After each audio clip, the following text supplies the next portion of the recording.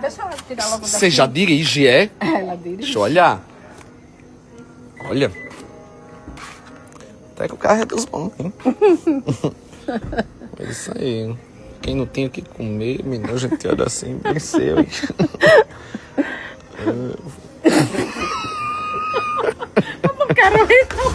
Olha. No interior é assim, gente. A gente aprende. Olha! Eu tô chocado. Sabe? Quem ensinou ela a dirigir, O Andréia? Alec, meu sobrinho.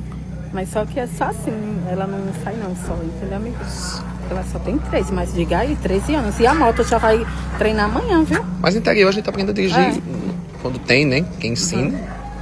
Olha. Rapaz, que orgulho essa menina, viu? Diga. Nem eu sei dirigir, acredita? Tá na cara que você não sabe. Olha aqui, olha. E ela fazendo a resinha certinha aqui, ó. Rapaz. Que orgulho.